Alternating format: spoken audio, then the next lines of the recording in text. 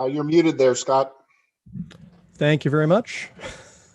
I knew we would have that. Okay, well, welcome everyone to Dome at Home. Again, I'm your host, Scott Young, and I am the planetarium astronomer at the Manitoba Museum. We're pretty excited to be here again for another Thursday night evening show. With me in the chat window there is Mike, as always, and Mike will be taking care of you, answering some questions and moderating any of the activity in the chat. For those of you that are joining us through Zoom, your questions, I can see them here.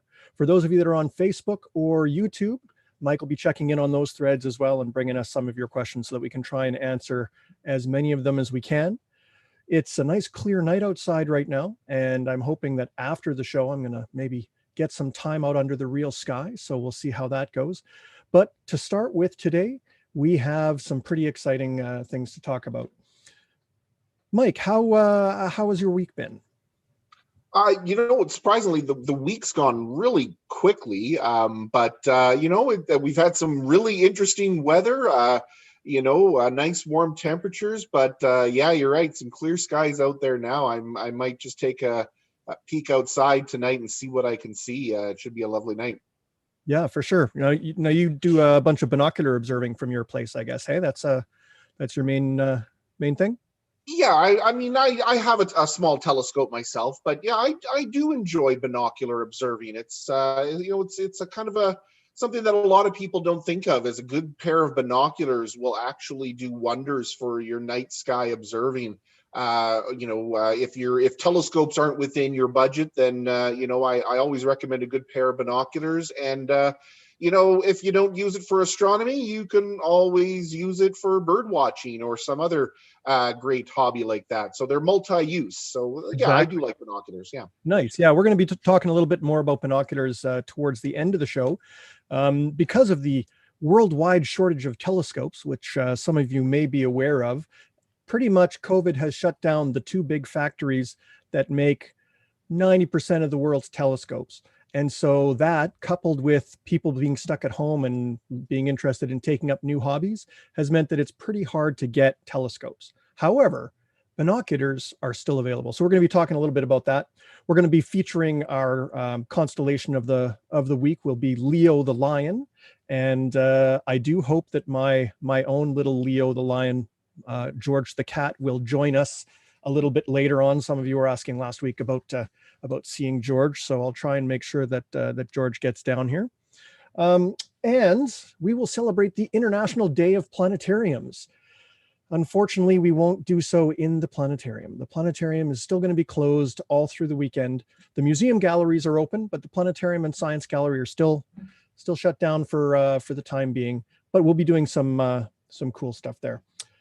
All right, I wanted to say hi to a few folks that we chatted with over the last little week. I had quite a bit of feedback on my daylight savings time discussion last week, where if you were at the show, you might have noticed I'm not a big fan of daylight savings time. There were a few folks that rant. it was a little bit of a rant. Yes. Okay. Oh, hi, Vaudrys. Nice to see you. The Vaudrys from Winnipeg say hi.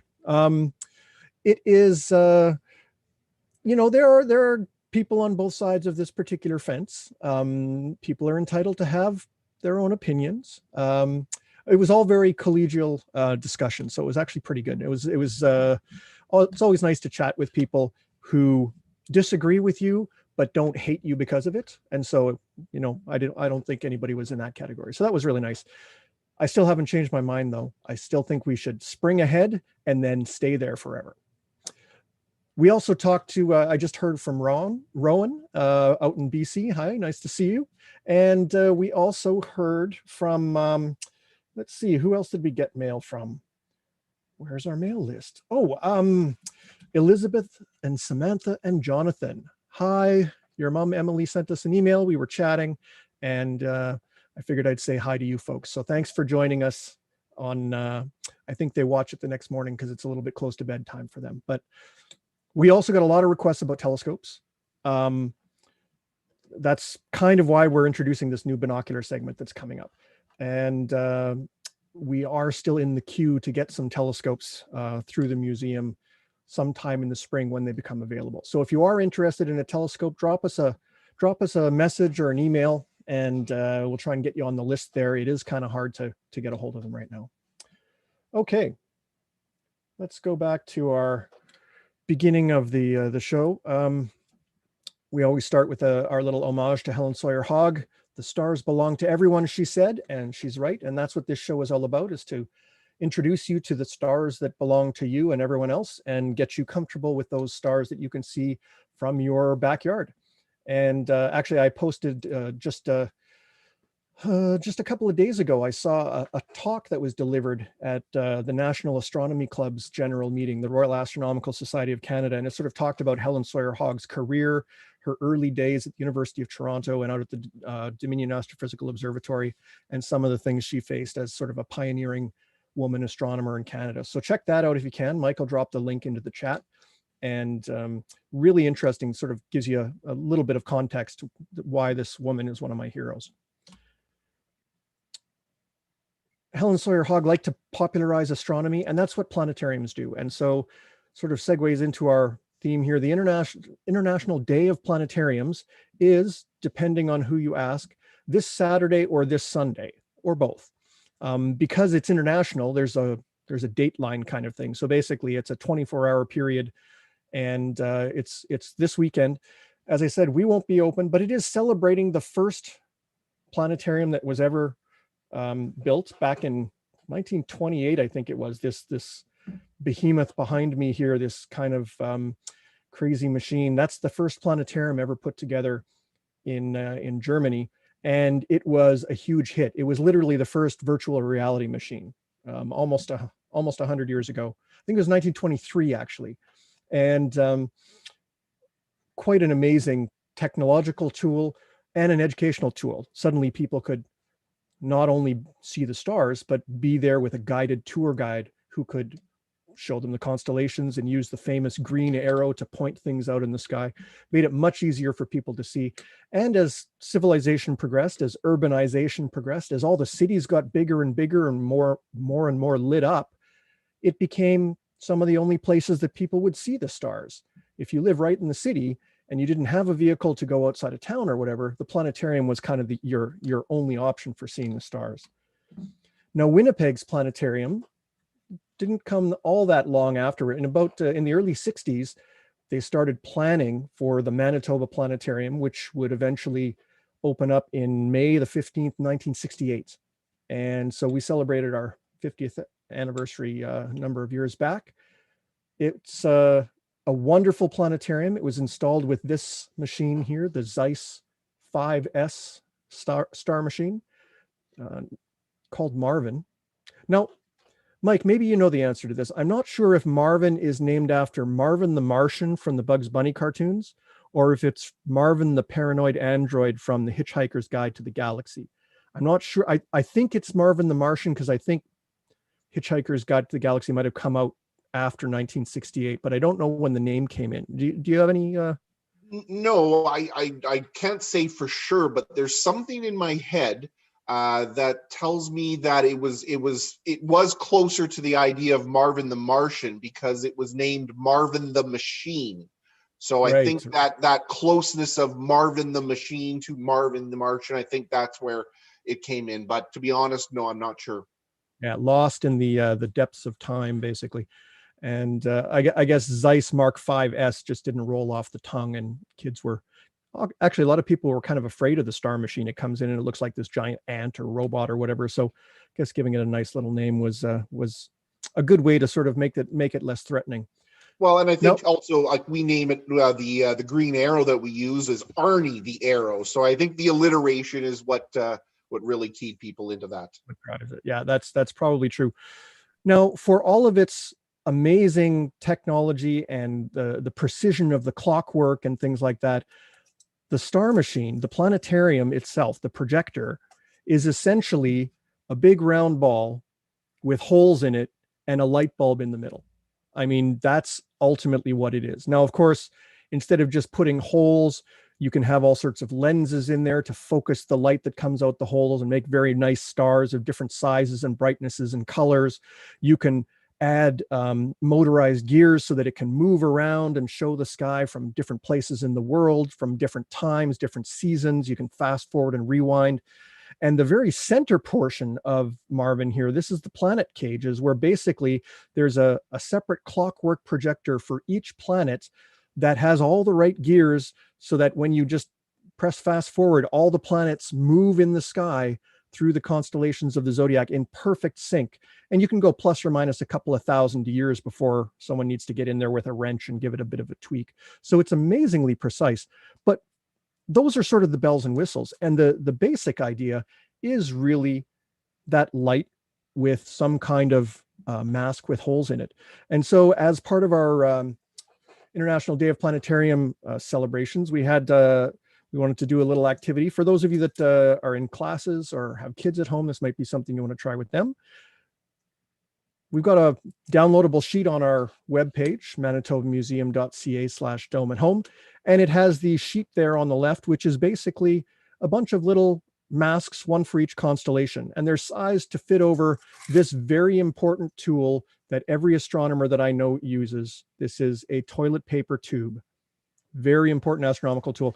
I think we use these for keeping the light out of our eyes while looking at the sky in one of the early episodes, but it's actually really good for making these projectors. So you take some aluminum foil. You can use construction paper if that's what you've got, but I like to use aluminum foil because it blocks the light really well. You cut a square of it, and then you cut out one of the constellations there. You can, I think I picked Taurus the Bull. You can pick whichever one you want or draw your own. We've got a couple of blanks on the sheet there, so you can make your own constellation. You stick it on top, and then with the little push pin that I've got there, you basically just pop a hole through each of those stars, and you make sure you go through the tinfoil.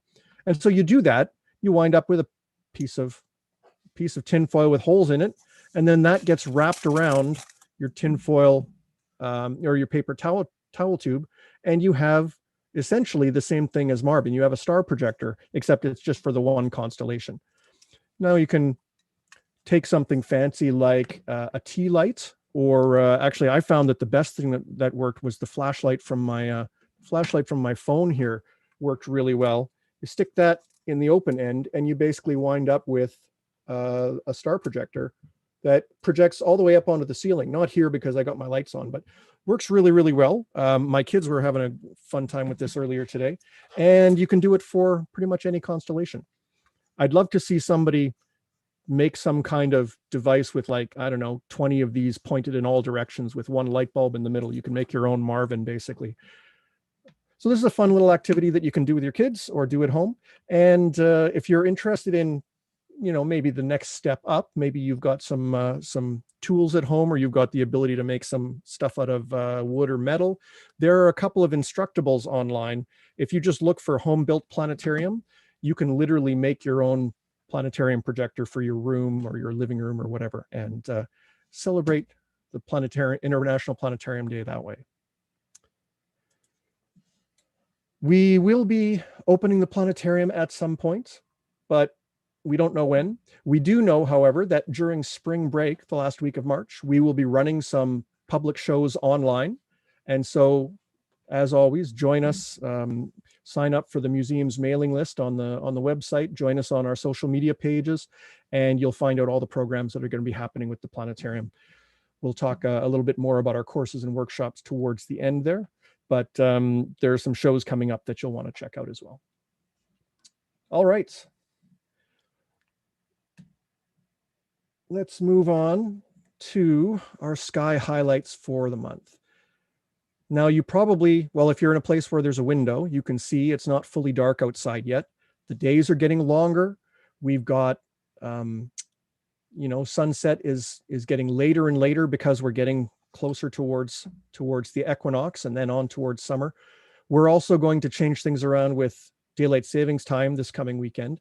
And so it'll seem like it doesn't get dark till really late. There's this huge jump where, we were looking at the sky at 7 o'clock, and then next week we won't even be able to see the stars till probably 9 o'clock. So it's a bit of a jump, but we'll take a look at what's up there. And I'm hoping that all this is still coming through here. We've got off in the west, we've still got some of those fall and winter constellations. We've got Taurus the Bull up here that has the planet Mars in it. And so Mars is just passing right between the Pleiades star cluster and the Hyades star cluster, the little V-shaped group of Taurus, the Bull there.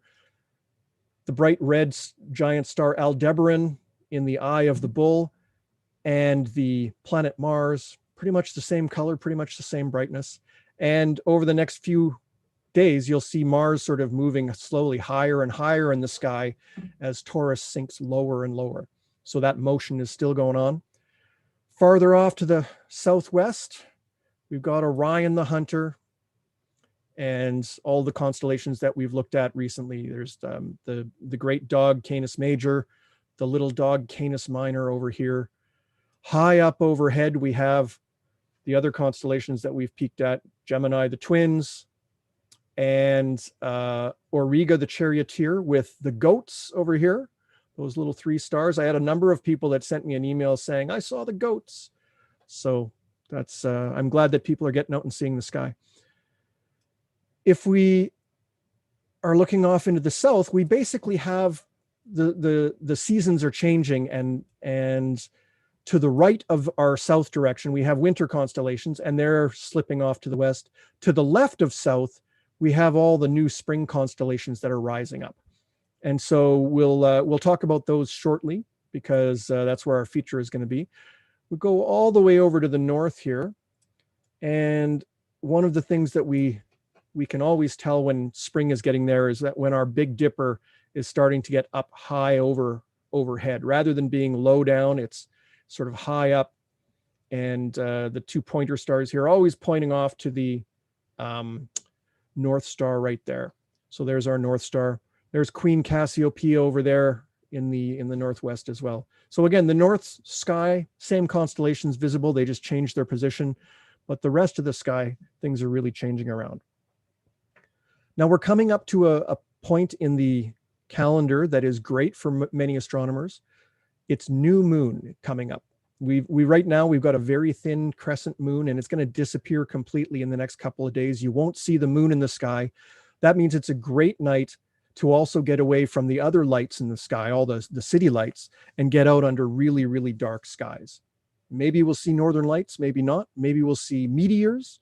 Certainly you will see a nice dark sky and the Milky Way.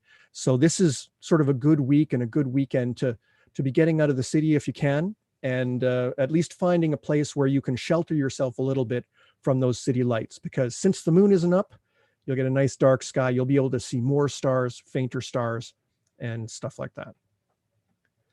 Okay.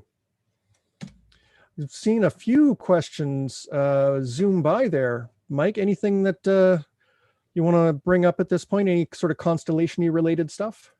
Nothing about the constellations. There's a comment there that our paper roll projector activity is keeping some kids busy while they're listening to you. So that's exciting news to see.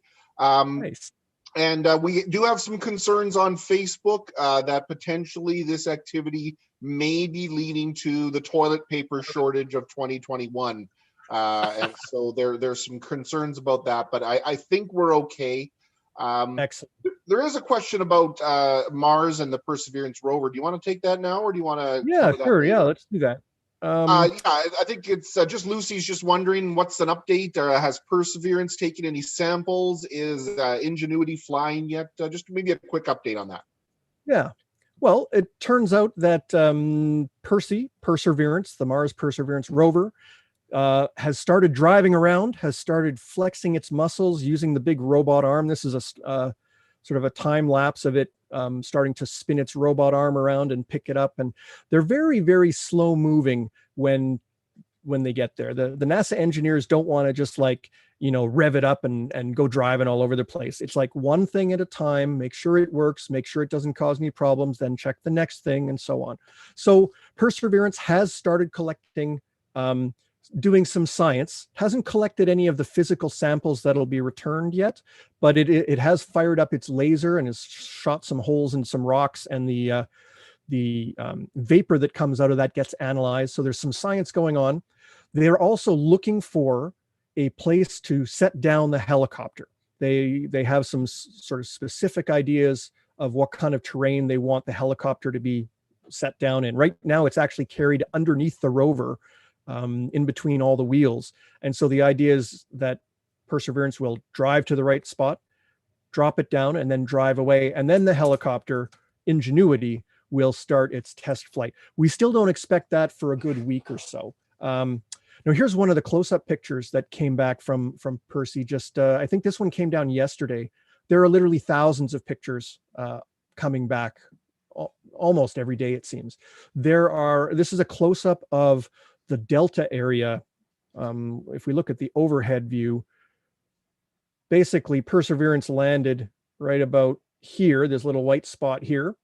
And right next to it is this sort of, it looks like a river with a delta of mud that has flowed out into the crater.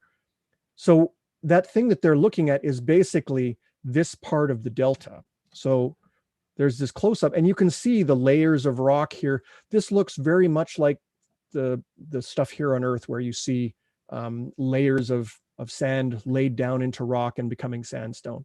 So, and this is, they haven't gotten any closer. This is just the zoom lens that they've got on the mast cam. So some pretty impressive images coming.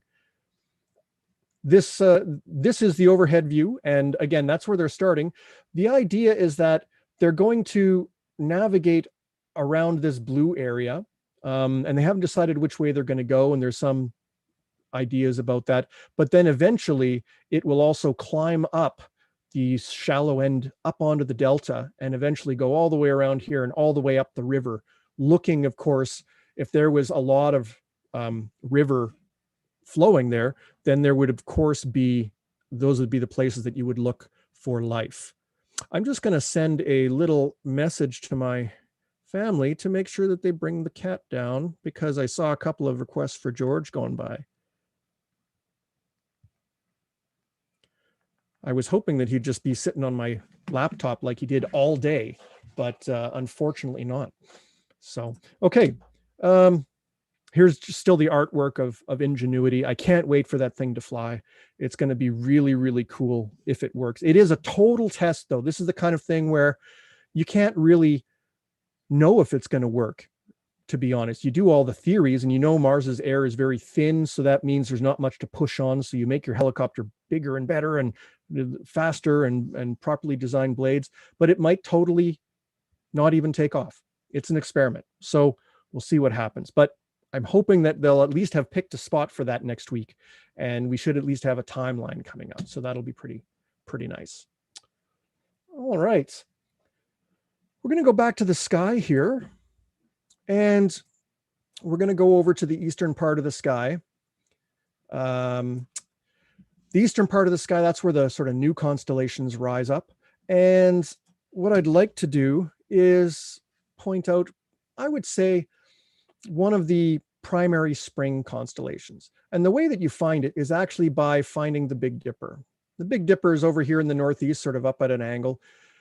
If you imagined that the two pointer stars here, if you remember, they point up when they go to the North Star, which is off the screen. If you pointed the other way with those same two stars, you arrive at Leo the Lion.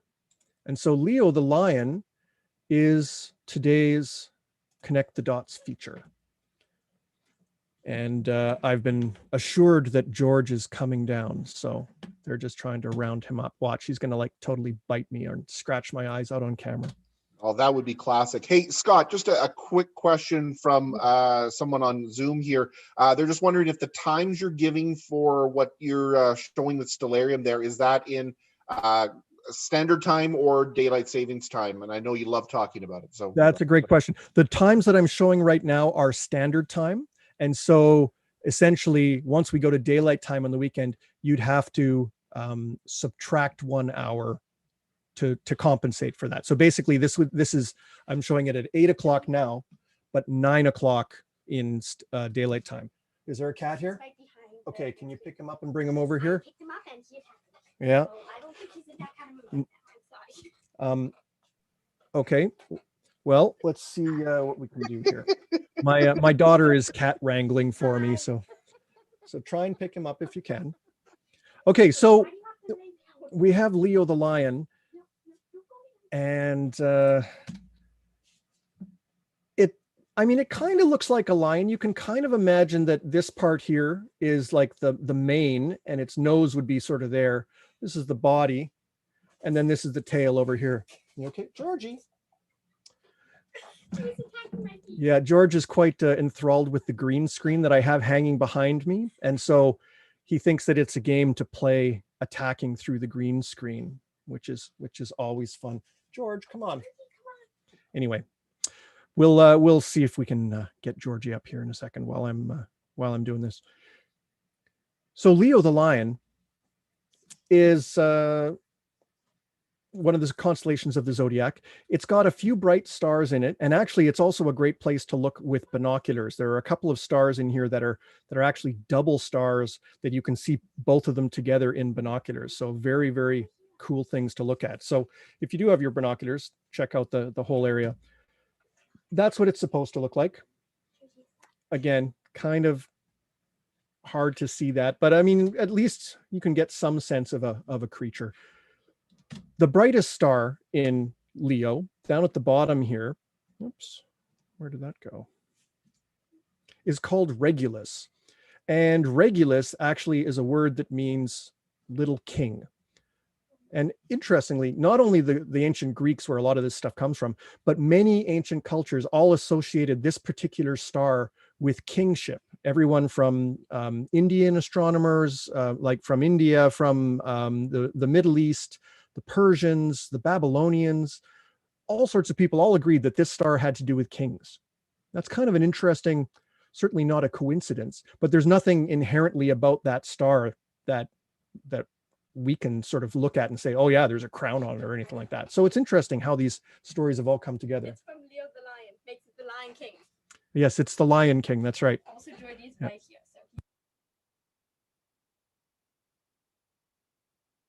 So. I'm sorry. Okay, so Regulus is actually, like I say, one of the brighter stars in the sky, pretty easy to find. And it really sort of, for me, the part of Leo that sticks out is called the sickle. That's this section here. It looks kind of like a sickle for those of you that know what a sickle is. Kind of a curved blade that was used for harvesting and so on. Regulus is about 77 light years away. So the light that is traveling from Regulus has been traveling for 77 years. Oh, now we're getting the whole green screen pulled around. It's not really working very well. Not sure that George is going to make it out.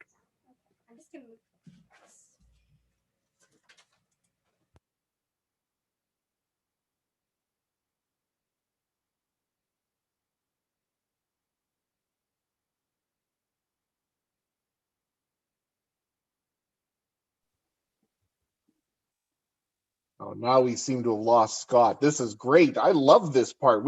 Isn't there an adage about something about not performing with kids or animals? I think Scott's proving that point right now. Sorry, Scott. Hello. Oh, you couldn't hear me when I disappeared? Yeah, no, we couldn't. Oh, well, there we go. Can you hear me now? Yes. Okay. See, I was just supposed to visually disappear so that I could try and lean over and grab the cat because he was close by. But yeah, that didn't anyway, work out so well. That didn't work. Okay. So the other couple of stars here, the one at the tail there is called Denebola. And Denebola is also sort of a blue-white star. It's only half as far away as Regulus is, though. So you've got these two stars as different ends of the constellation. But remember, they're not, little dots on a piece of tinfoil up there in the sky or something like that. Everything's in 3D. And so some stars are close and some stars are far away, and they just happen to line up from our point of view here to be in, a pattern. But if you were to then look from the side, things would look completely different. So the universe is in 3D all around us. And it's kind of neat to keep that in mind when you're looking at the sky. There's one more star. This star, is called Algeba. This one is great to look at in binoculars because it's a beautiful double star. You can actually see two stars beside each other in a pair of binoculars, and one of them is a beautiful golden yellowy orange color, and the other one's a little bit more bluish white. So you get this nice color contrast. Imagine a sunrise on a planet where you have a golden yellow sun and a blue white sun rising at the same time. It must be an amazing kind of thing. There is a planet there, at least one planet, possibly two, maybe more, orbiting around that star. So this isn't sort of a hypothetical. There is sunrise that looks like that out there in the universe. Now, some of that's all sort of things that you can think about while you're looking at the constellation, but the constellation itself is relatively easy to find. And it's a perfect time to look at the constellation of Leo, because right now, Leo has a visitor. You remember we've talked about the Zodiac and the idea that the Zodiac constellations, those are the ones that have the planets that go through them. Not just the major planets, but also the dwarf planets like Pluto and the minor planets, the things that we call asteroids. Asteroids are just rocks out in space. There's a big belt of them out in the solar system between Mars and Jupiter, but there's also other ones all over the place. They're all left over from the beginning of the solar system. And the fourth one ever discovered, Vesta, is basically right in the butt of Leo the Lion this month. And it's bright enough that you can see it in a pair of binoculars. So let's sort of zoom in here. I've zoomed in on the butt of Leo the Lion. Now this chart is available right now on our Facebook page, in the Facebook event page, and it will go up on the website probably tomorrow. But you can take this out and use it to track down the asteroid Vesta. It just looks like a star. It's so far away and it's so small that it just looks like a tiny little dot. You can't see a shape to it or any kind of details or anything like that. It just looks like a star, and it doesn't move in one night. You won't really notice, certainly not in binoculars, but it does move enough over the course of 3 or 4 nights that you would actually see that motion. Now, to give you a sense, the field of view of a pair of binoculars is kind of this entire frame here. So you could sort of fit in these 2 stars here and this whole area. So if you go out every clear night in March, you'll get to know this triangle of 3 fairly bright stars here. And then there's some other fainter ones along here, but Vesta is actually as bright as any of these other stars here. So it'll be sort of the 4th brightest star. There's this triangle, and then there'll be another one along here. Pretty cool to track it down. But the best way to do it is to use that thing that we talked about, I think way back in the 2nd episode, your logbook. Can be a piece of paper, can be a spiral bound book, whatever works for you. But the idea is you draw the stars that you can see, and then a couple nights later, you go back and draw the same field of view, put your binoculars, sort of get them oriented the same way and draw the same area. One of those stars will have moved from night to night. And that's an asteroid. That's actually how these were discovered. People were just looking at the sky and taking pictures and noticing, hey, that star was in a different spot a couple nights ago.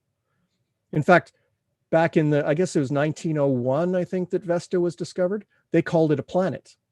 They had found 3 other ones already, Pallas and Ceres and Juno, and then Vesta. So that was 4 new planets found in about 18 months between Mars and Jupiter. Then the next one that they found, which was, I think, literally a week later, they started to realize, wait, these can't all be planets. And so they got the name minor planets, which is what they still call them in Europe, but here in North America, for some reason, we call them asteroids. I think asteroid means star-like, so they look like a star. So you can't usually see asteroids at all with your eye or a pair of binoculars, but it's kind of cool to be able to do it with, just at the right time of the year, because Vesta just happens to be at its closest point to us. So you can download that chart and you can take a look at a world that is, as Mike says, about 525 kilometers apart. It's kind of potato shaped. This is kind of looking at the narrow end of the potato, but basically it's kind of like maybe a football is a better kind of analogy. And it has been visited by one of our spacecraft. So we've got some close-up pictures of it, but you can see it from your backyard. We'll come back to that slide in a moment. We're not quite there yet. Okay. Let's see here. We have a couple of other things that we wanted to talk about here. Mike, have we got more questions that have been coming in? Yes, I think I've managed to grabbed them all in terms of answering most of the ones, especially about Vesta, and you saw the one about the size there. How does Vesta compare in size to Manitoba? It's smaller. Yeah, it's smaller. I guess, well, from Winnipeg to Dauphin is what, about 300 kilometers or so? So, you know, basically from Winnipeg up to, you know, Duck Mountain Provincial Park, sort of a potato about that long. Yeah. And just sort of a related question that actually popped into my head. You listed off a series of dates over the next few days that where Vesta will be appearing. Will it be the similar magnitude? Like, will we still be able to see it quite well over the course of those few days? Yeah, basically all of March, it's pretty near its peak brightness, which is magnitude 6 or so. Now, there's a numeric system that astronomers use to categorize brightness. 6th magnitude is basically the faintest star that you could see with your naked eye if you were under perfectly clear, dark, not light polluted skies. So like one of the faintest stars. To me, that's too hard to see. So that's why I say it's, you know, visible in binoculars, because binoculars make things, just pull in the light quite a bit better and give you a better view. We'll actually be able to see Vesta in binoculars probably for another 2 months, but it will slowly fade as it sort of drifts farther away from us in its orbit. But the next month or so, we should have a good view. The only caveat to that is if I start stepping through time here, at some point, you know, right now we're in new moon, so it's a good time to look for things like that. Eventually, the moon does sort of come into that part of the sky. Here we are on the 24th, and we have almost a full moon nearby.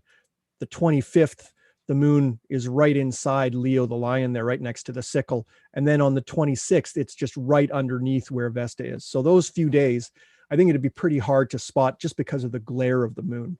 So, I mean, the moon is one of those things that if the moon is up, it's a night to look at the moon.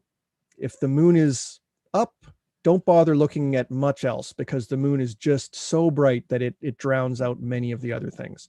So a lot of astronomers tend to plan their observing by the phases of the moon. If you want to go out and see galaxies or northern lights or the faint stuff, you got to go when there's no moon. And it has to be clear. And it has to not be too cold. And you have to have the night free. You know, it can get hard to get out enough to see some of this stuff, but that's okay.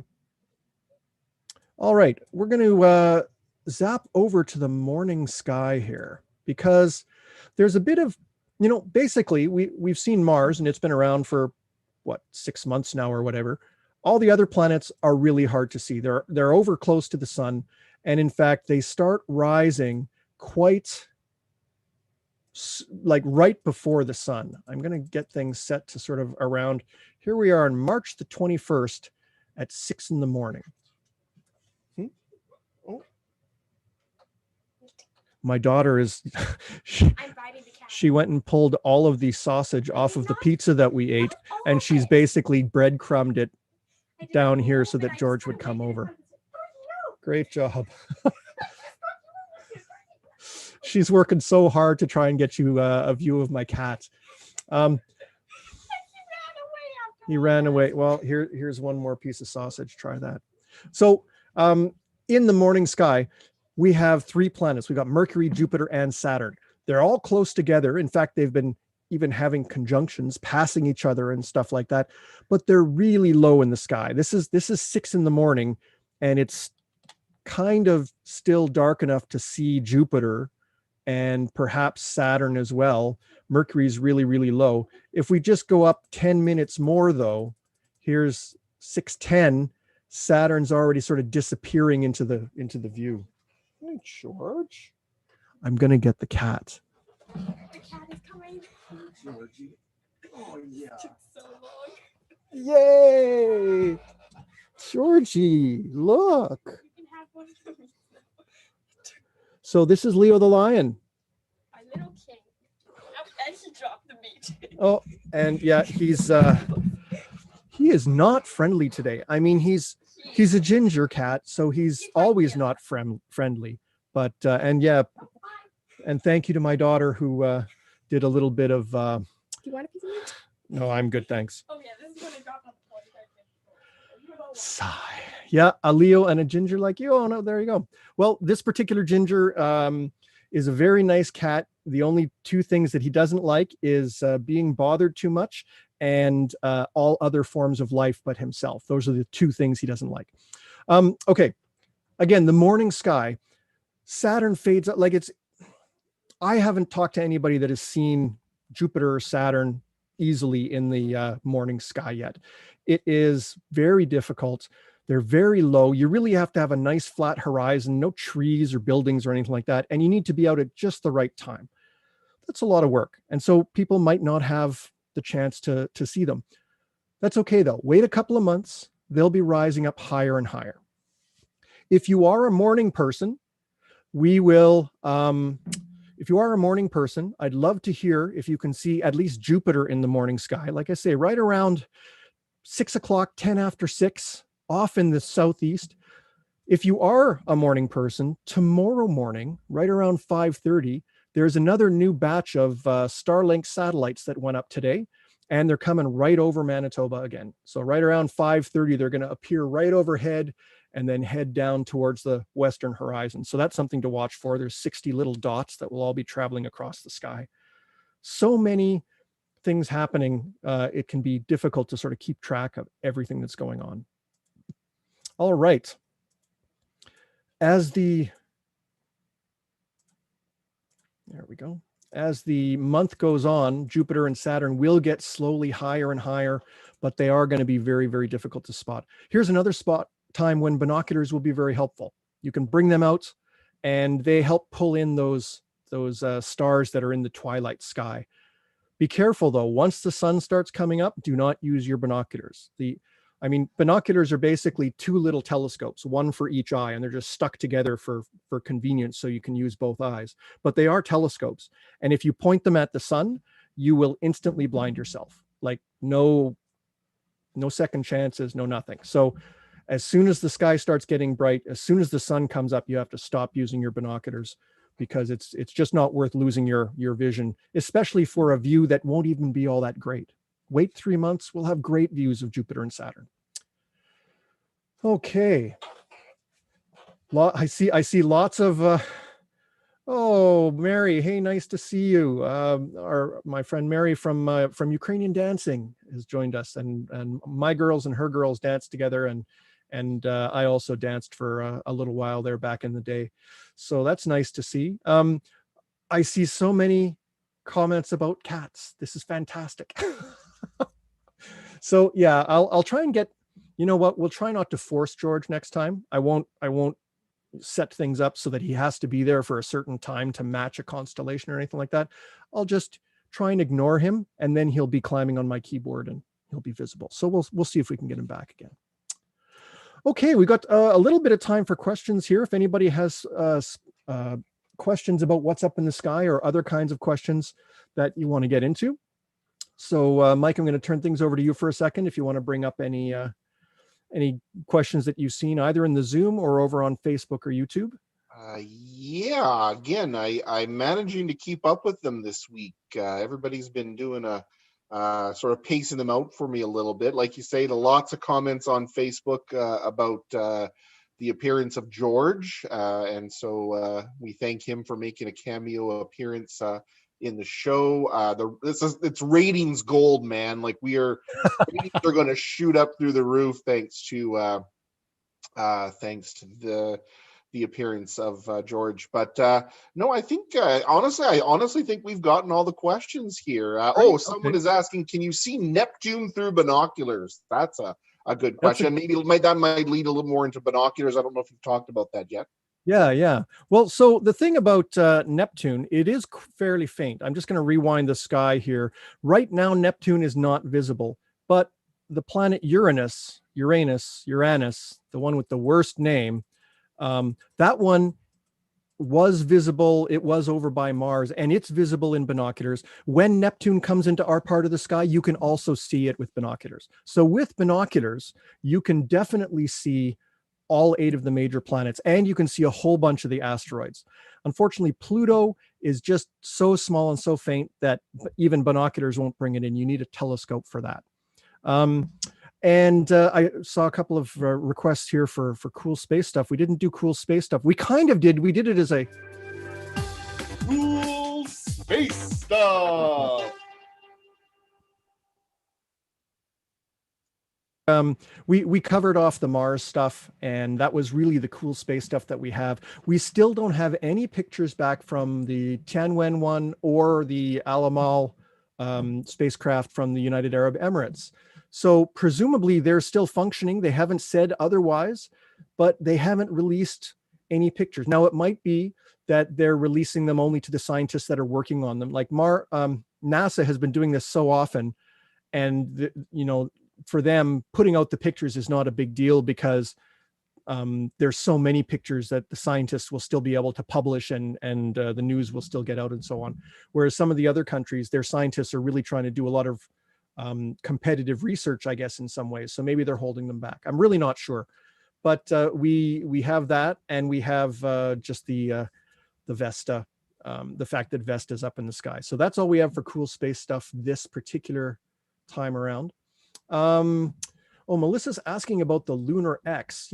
That's a great question. That will work out perfectly around first quarter moon, because that's when the lunar X becomes visible, and it is visible in binoculars as well as a telescope.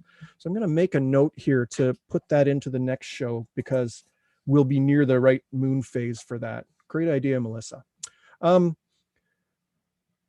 those of you that have been following the Northern Lights, there have been Northern Lights recently. Not every night. Some nights they only are out for half an hour or so, but they have been, there have been a number of really, really good nights. And so we're running a second workshop. Our first one was pretty much full. I think we had 80 people or something like that in it. We're running another workshop this Saturday at 1 o'clock. This is a paid workshop. It supports the museum, so basically helps pay Mike and my salaries. And it will basically tell you how to be ready for when the Northern Lights happen, and also be able to figure out what's a good night to go out of the city to observe them. Because not all of us have the luxury of living in a dark location where we can just look out the window. It's a trip.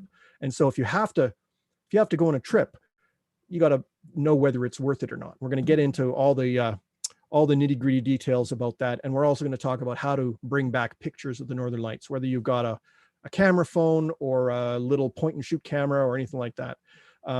We don't have great Northern Lights forecast for tonight. The sun is not super active, although there is some chance perhaps onto the weekend. So we'll have to hope for both clear skies and that activity to keep going. Let's see. A few more other, there was another question that went past here that I wanted to get to.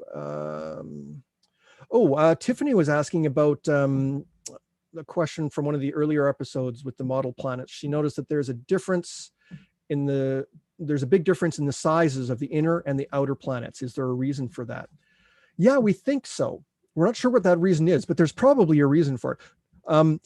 When the solar system was all forming, all the planets were sort of coming together under gravity.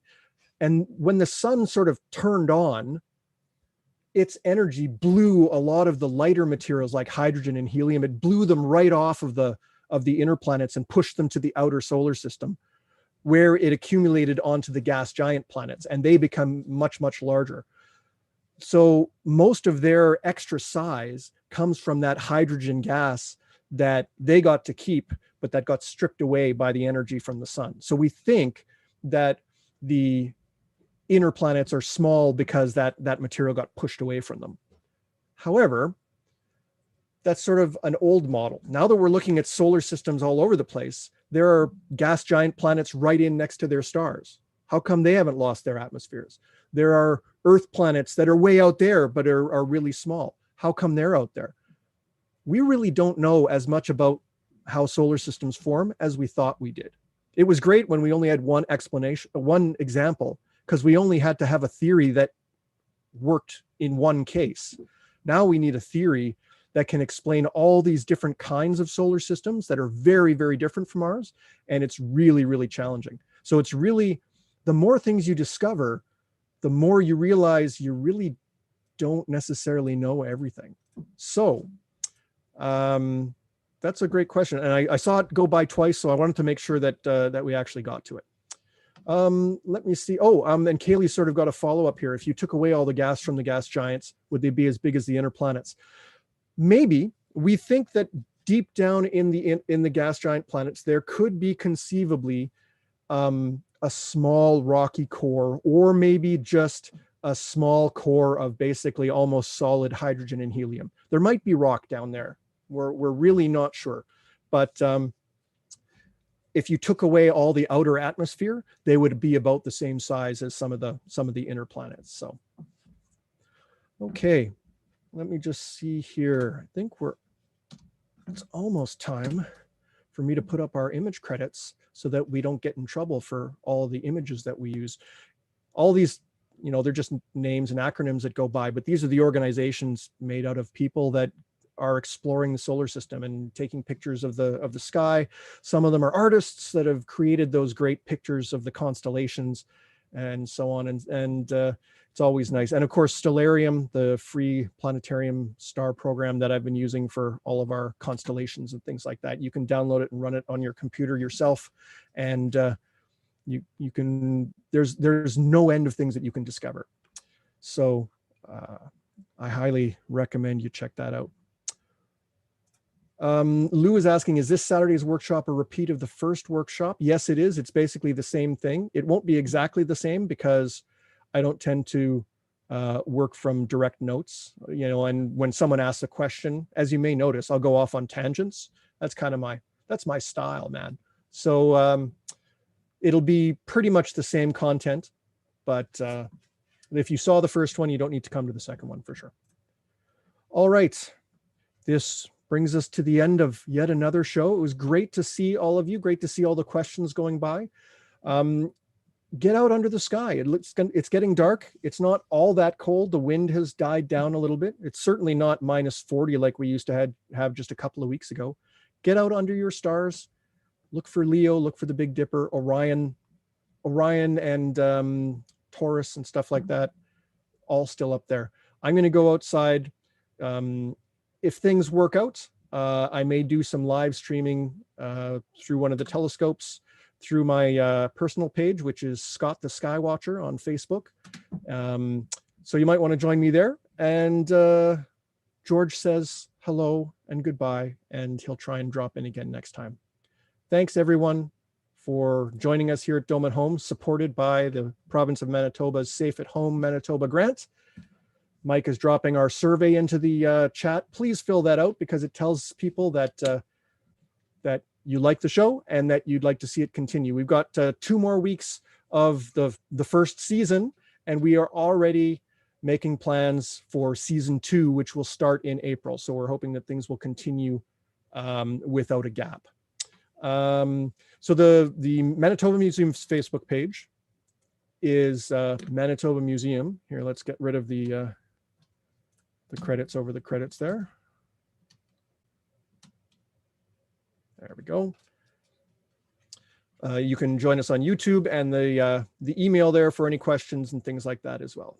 And my Facebook page is Scott the Skywatcher.